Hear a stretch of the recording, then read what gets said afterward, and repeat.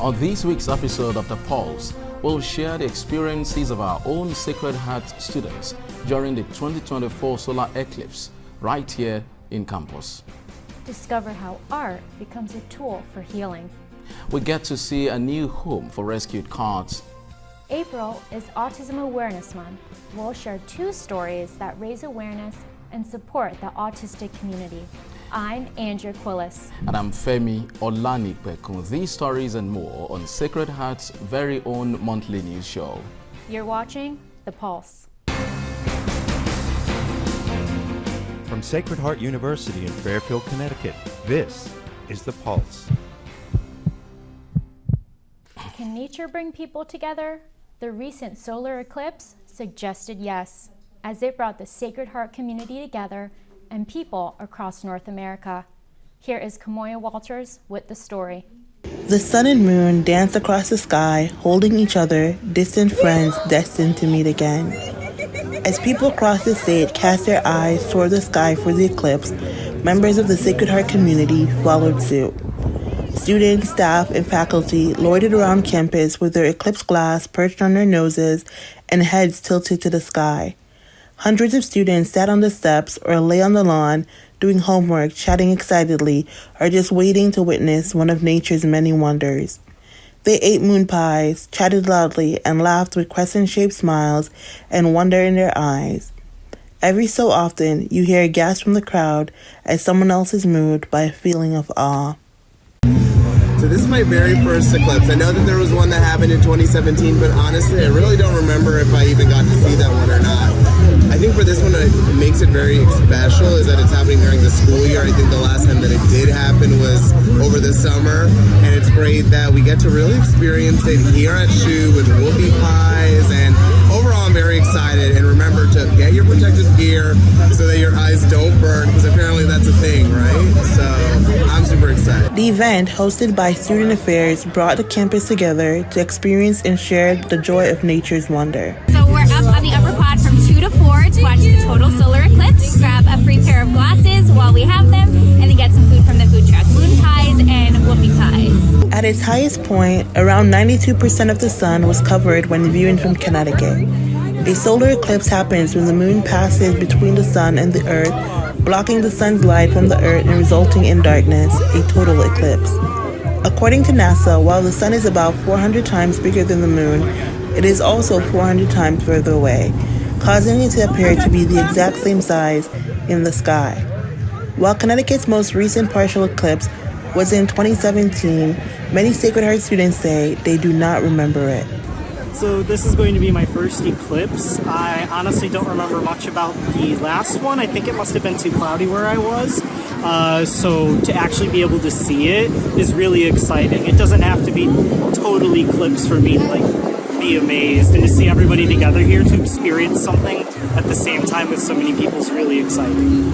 Total eclipses in the state are rare, with the last one happening in 1925. The next one will not occur in the state until May 2079, 55 years from now. This is actually not my first eclipse. I remember watching it back in 2017, but being here at Sacred Heart and looking around and watching it with all my friends is so much fun. As the eclipse reached its pinnacle, Bonnie Tyler crooned, "Once upon a time, there was a light in my life, but now there is only love in the dark.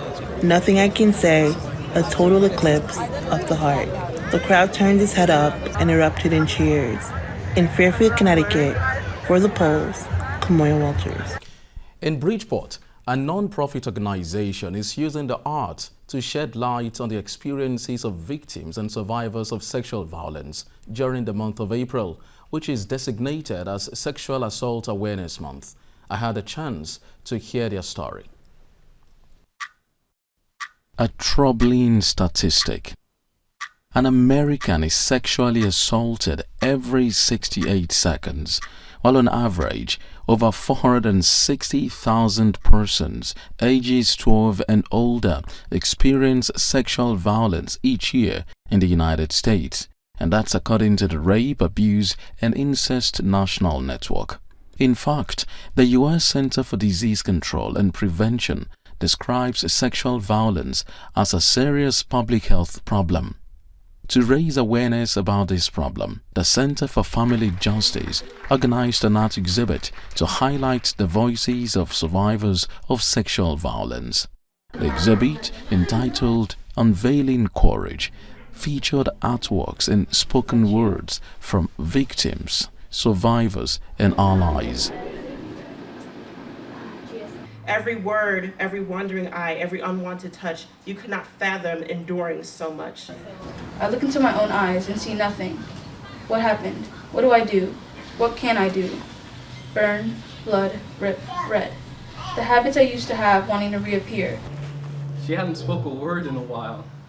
She wouldn't smile. Meanwhile, I strung my words the length of the Nile to describe to my friends my hopes under heel of 1,000 beasts in the wild. A stampede's rhythm, the only constant given to me in circumstances. My father was the worst photographer in the world.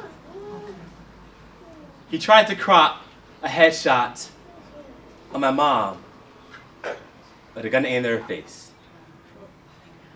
He spoke the love of my mom through the barrel of a cannon. Some of the items displayed included clothing worn by victims during incidences of sexual violence with bloodstains. CFJ's president, Deborah Greenwood, believes that tackling the scourge should be everyone's concern. Our job is to break the intergenerational cycle of abuse. We're here to protect everyone and avoid it before we have to support it. The organizers spoke about their choice of an art exhibit to highlight survivors' voices and the sexual violence problem. We decided to have an art show just displaying and encouraging survivors to share their story. And it can look in any form, it can look like in any form to the survivors. And we wanted art. Art can come in any form. It can come in spoken words, it can come in poetry, and the exhibit. So we decided to bring that into the community, and what that looks like is turning our main office into an art gallery. But also feel like they trust themselves, and also feel like they're learning to set boundaries, and you kind of tie in. Oftentimes you hear the statistic 1 in 4. The statistic 1 in 4 refers to women who experience sexual violence. In my position specifically, I work with college students, and the most common phrase that I use is, it's 1 in 5 for college students. That 1 in 5 is one too many.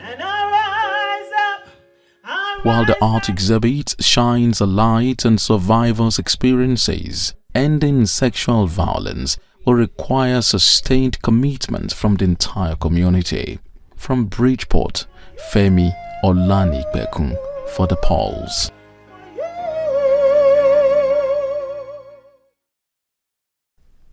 Are you looking for your next furry friend? Our reporter Kishore Kumar shares an organization that gives animals a new lease on life.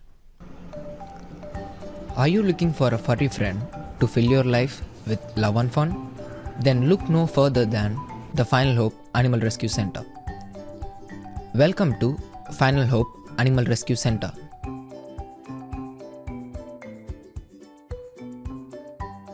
Okay, hi. My name is Chris. I work for Final Hope Animal Rescue.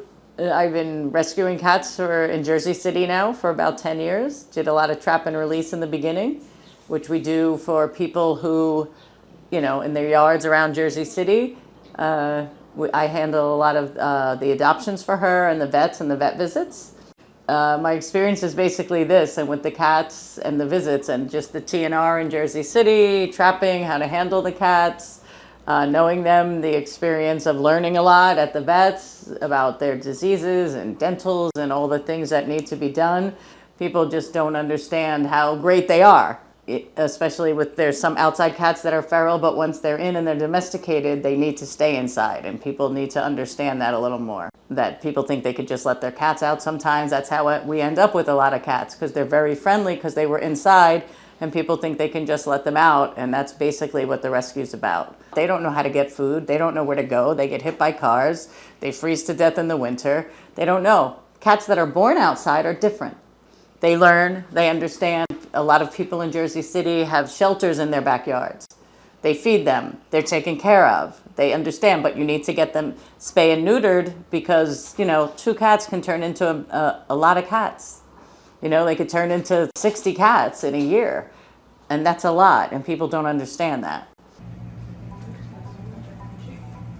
Right, Milan has the missing the eye closed. That's not Milan, that's too big to be. My name is Veronica, and I'm a volunteer since last October.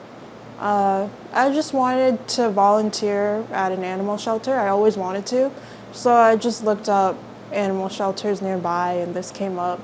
And I came here and everyone was really nice. So yeah, I love just coming here and just spending time with the cats. I mean, it's just, a fun experience. And yeah, I love cats, so that's pretty much it.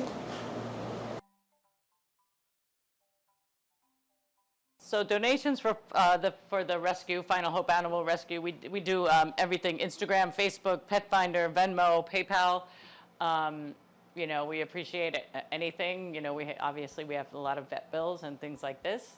Adoptions are great. You could just make an appointment online and come visit us.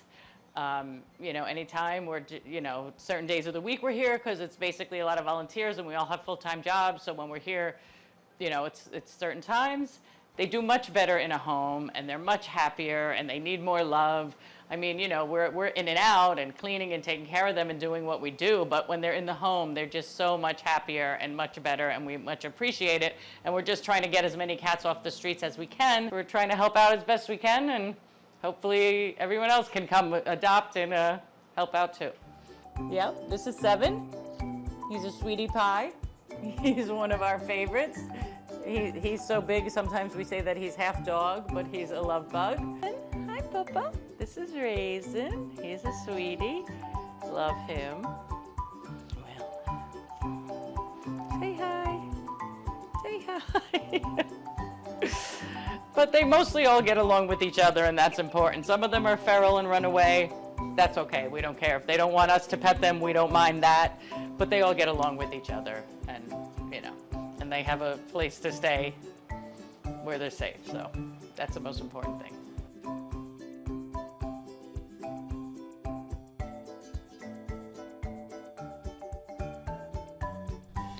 Visit Final Hope Animal Rescue Center to meet your furry friend who is waiting for you.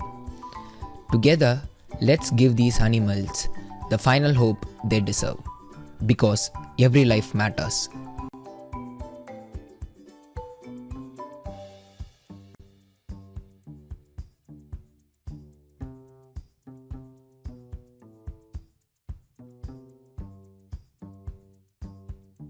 For The Pulse, I'm Kishore Kumar, reporting from New Jersey.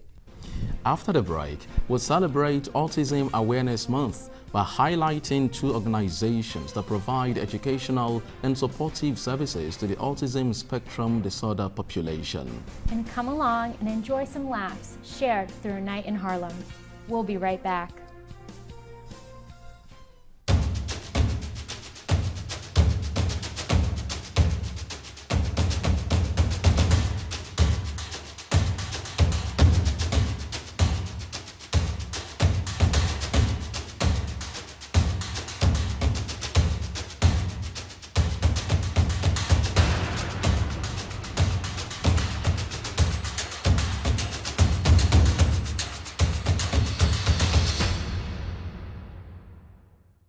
Welcome back to The Pulse.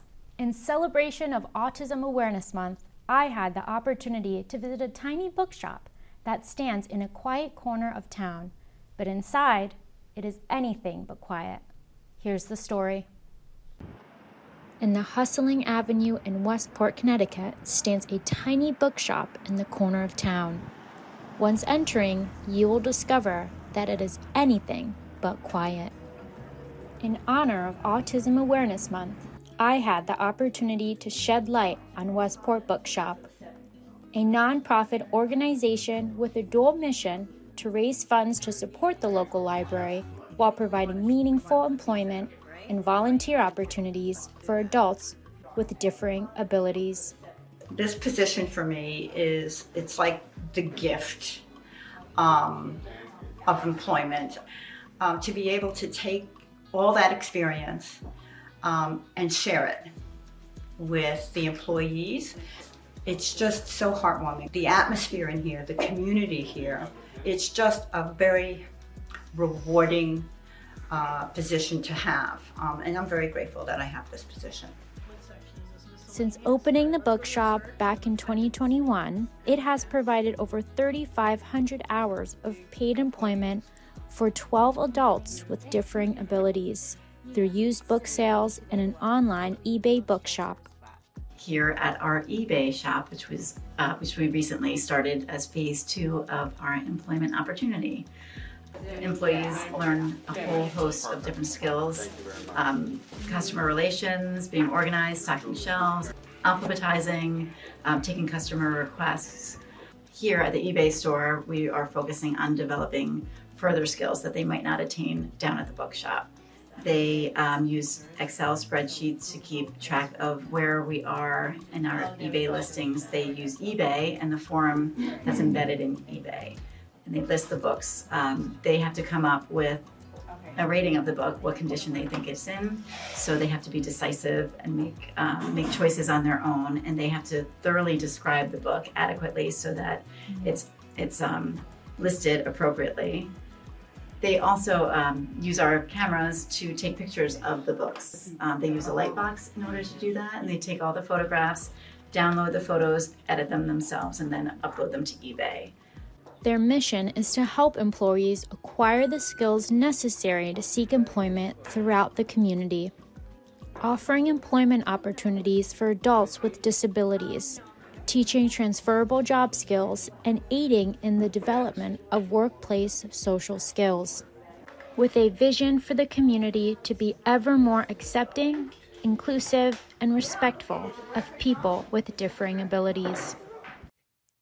For The Pulse, Andrea Quillis, Bridgeport, Connecticut.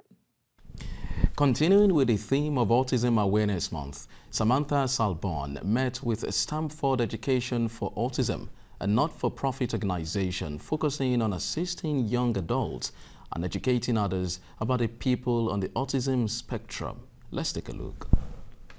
In 2007, the autism rate was 1 in 150, whereas today, in 2024, it's 1 in 36. Robin Portanova, president and founder, started Education for Autism in 2007 when she saw there was no local non-for-profit that supported autism. With the goal of bringing awareness and acceptance of autism to the community and schools, the non-for-profit began doing musical fundraiser. Every fall, they would bring in a band to the Palace Theater as the #1 fundraiser for the organization. In 2012, based on the need in the school, the SE4A Buddies, which is a friendship club, formed. And the group of students are just amazing. It's kids on the spectrum alongside their peers in their classrooms. And the bond that they've made over these years still stays. And some of these kids are graduated from college already and they're still friends. So it's really nice to see that still continuing. And when I started high school, my mom and I went to the government center one day where we met Robin and her organization, and from that day on she asked me if I wanted a volunteer position, and I said sure, and I've absolutely fallen in love with it since. I've been volunteering here for 5 years. One of the years I was president of the SE4A Buddies before I finished high school up, and it's just been honestly amazing. I enjoy every day working with the young adults here. You know, there was a quote in 2007 that the CDC came out with, and it said 1 in 250,000 young adults on the autism spectrum will have difficulty finding jobs. What will happen to them? And that really made us think, and we decided that, you know what, we're gonna start a gift shop under the nonprofit, and that's how Just a Piece Gift Shop came about in, what was it, 7 years ago.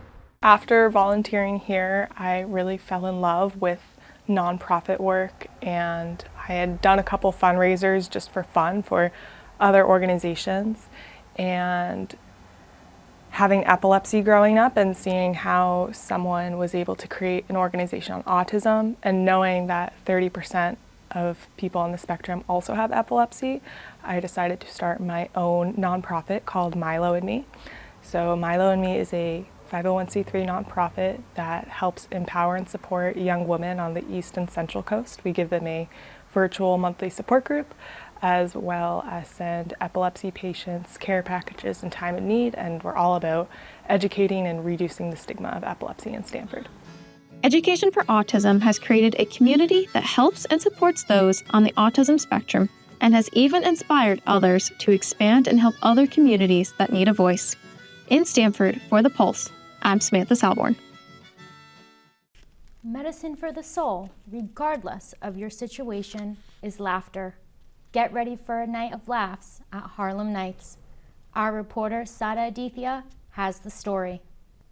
Thank you, Andrea. Who doesn't want to come out of social media and spend some time on Belly Laugh? Here is a short story of comedian Rishad Bashir, how he started his journey in terms of being a young stand-up comedian and encouraging new stand-up artists by giving them incentives, helping them with the script and more. Let's not waste time and let's get a ride to Harlem Nights and to know about him in person. Let's go. Hey, my name is comedian Rishad Bashir. I started stand-up comedy myself in 2010. For me, this bar has been life-changing. It's changed me as a person. For me, I needed to do this for the people, not just the comedians. I needed to do it for everyone, the bar patrons and the comedians. So I said to myself, how can I get people involved? How can I make the comedians become better? And I said, first, I have to start. I have to start with me. I said, in order for this to be a better comedy show, I need to be a better stand-up comedian, which I did. And I'm gonna give the comedians an incentive. The better their jokes are, the more bell rings they're gonna get. So what I started doing was, I had these little bells. So first it didn't start out with the bells. It was a giant bell that we started with. It's in the corner of the bar where the swing doors are for the bartender. Their jokes were funny. It validated that the comedians were funny, and it got the audience involved, because not only are we ringing bells, but the audience is saying bell, bell, to validate that the joke was funny. So even though there's a specific demographic of people who are predominantly Black or Latino that live in the Harlem area, I said, I don't want y'all to keep listening to the same things all the time. I want you to laugh at comedians of all different backgrounds, of all thought processes. Because for me, I look at myself as Dr. Martin Luther King here at Harlem Nights. It's not about the color of your skin, it's about the content of your fun. I've had comedians that have been here that have never won the bell competition. They've been coming here so long that they started getting Netflix auditions. They started headlining shows for big name comedians at big name clubs. And they all tell me the same thing. I would not have gotten those opportunities had I not been here on a Monday. And I know the greatest thing for a comedian is not the money, it's the support. You can get money from anywhere. You can find $20 on the ground and spend it the next day. Support lasts a lifetime. And I think the greatest support that I have is my mother. She is here every Monday. She sits in the front and she laughs at everything. That's the one thing you'll know. If you're funny, my mom is gonna laugh. I was bigger than Kevin Hart. I was bigger than Eddie Murphy. But all of that didn't matter because I know where I'm a king. I'm a king here at Harlem Nights. I'm Rishad Bashir. Thank you so much. After the break, we'll join our reporter Bill Rodriguez on a tour through the town of Cornwall in Connecticut to experience its many tourist attractions that few people are aware of. After Cornwall, we'll continue our tour of Connecticut, uncovering a place to make your next wish and where to grab your next sweet treat. We'll be right back. The pursuit of truth and knowledge. Recognition of dignity and worth of every human being. Promotion of the common good of society. We're always evolving. Your passions should always change, right? Not to say that you should throw away your old passion. You know, they root you, they make you who you are. If I ever want to progress in life, I know that I have to learn new things, be understanding of different cultures, different backgrounds, different interests. The lessons I learn at Sacred Heart can help me make a meaningful impact that it will lead me to do work that is good for every single person in the world. I'm drawn to writing socially impactful pieces because theater, it speaks to broad audiences. They can learn from the piece, or they might sit there and say, I've been through that. Even if it's just one person, I feel like then it was a successful piece. You are not only going to learn from other students, but you're going to learn about yourself. I was always asking why, and I saw that with molecular and cellular biology, you go to the smallest detail of that why. In my future path, like, I hope to answer more of those whys.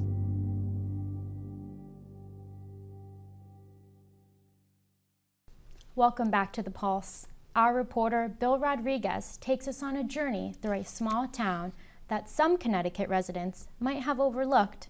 Join us as we take a closer look into one of Connecticut's hidden treasures. While many CT residents are familiar with the town of Kent and its many tourist attractions, fewer people are aware of its sister town, Cornwall, Connecticut. With a rich history in iron and glass forging, the town has since become a hub for artists and nature enthusiasts alike. The town boasts a number of art galleries, historical sites, and scenic views that can't be found anywhere else in the state. The town was founded in 1740 and was an important bastion for the local economy. Cornwall was an important agricultural hub for the area and was home to 2 blast furnaces, which provided iron and glass goods to the rest of Connecticut. In fact, you can still visit one of these furnaces here at the Furnace Brook Memorial. While it might not seem like much at first glance, you only have to walk a few steps down to the river to find the cobblestone foundations of the once great blast furnace. And if you look down, you could even see some remaining pieces of slag glass from the furnace's production days.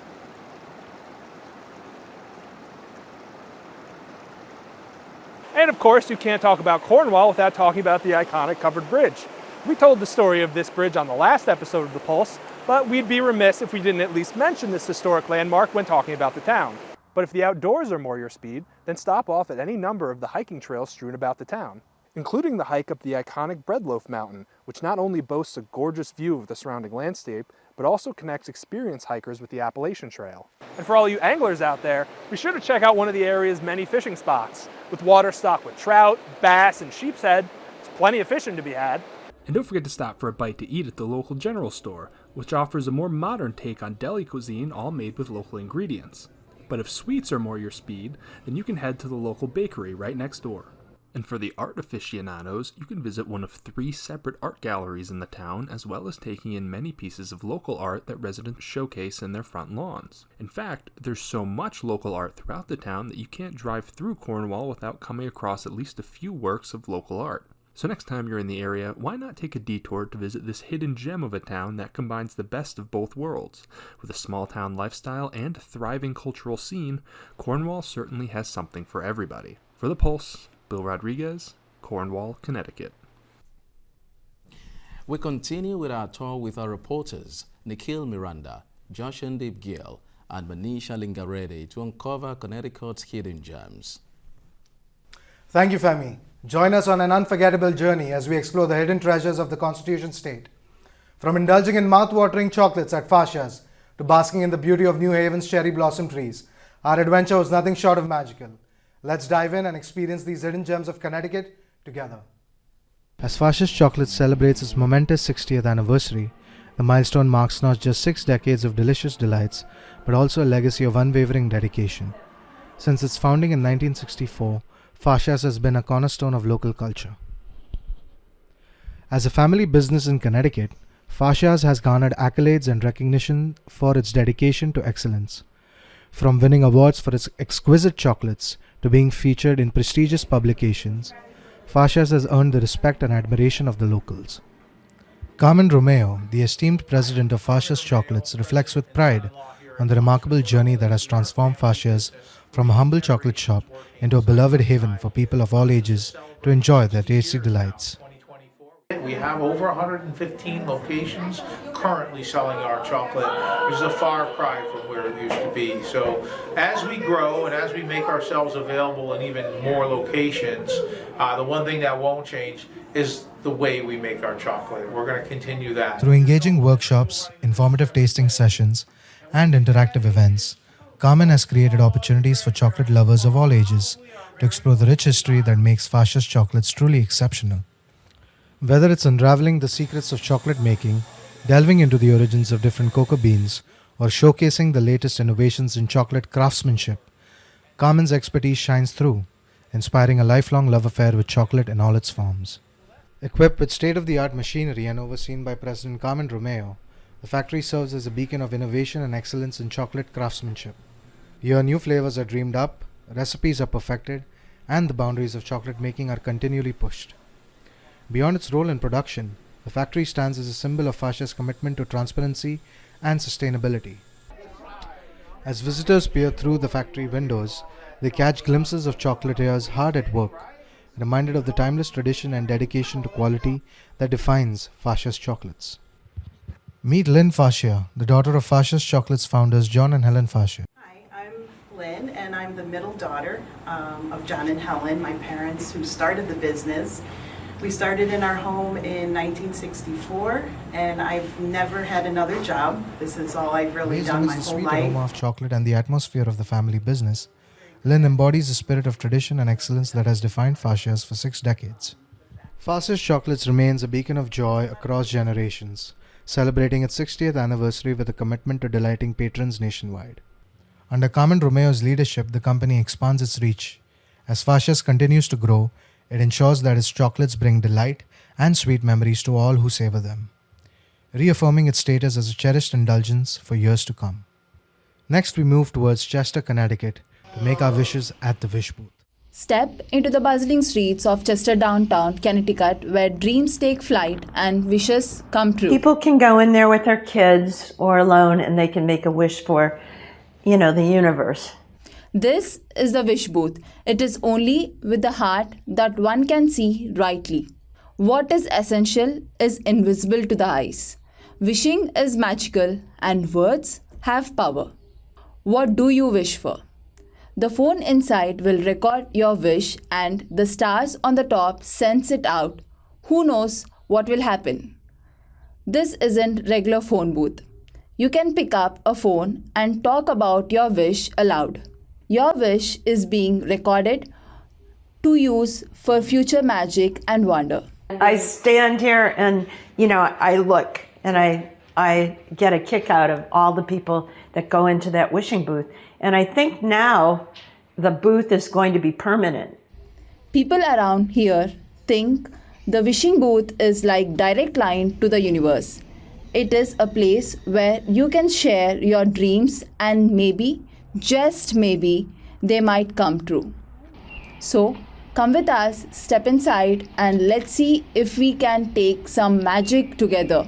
If you have a wish to make, please come down to the Chester downtown and make a wish on that wish booth. After making our wishes, we decided to come back to New Haven to experience the cherry blossom trees. Hey Connecticut folks, if you're thinking about heading all the way to Washington DC just to catch a glimpse of those famous cherry blossoms, hold on a second. We've got some incredible news for you right here in New Haven, Connecticut. Yes, you heard it right. You can now experience the beauty of cherry blossoms at Wooster Square Park in New Haven, Connecticut. Back in 1973, the New Haven Historic Commission, along with the New Haven Parks Department and residents of Wooster Square, came together to plant these stunning cherry blossom trees. And guess what? It's not about admiring the blooms, it's about celebrating them too. Every single year, the historic Wooster Square Association throws a spectacular event, the annual Wooster Square Cherry Blossom Festival, right here in the park, drawing in thousands of people.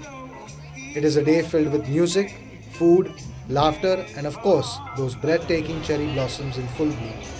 So why travel far and wide when you can experience the magic right here at home? In this, we have covered the hidden gems of Connecticut. Myself, Jashandeep Singh, for The Pulse with Nikhil and Manisha. What an adventure we had discovering those hidden gems in Connecticut. Well, that's all we have for you today.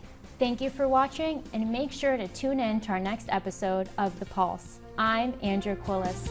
And I'm Femi Olanipe. We'll see you in the next edition of The Pulse.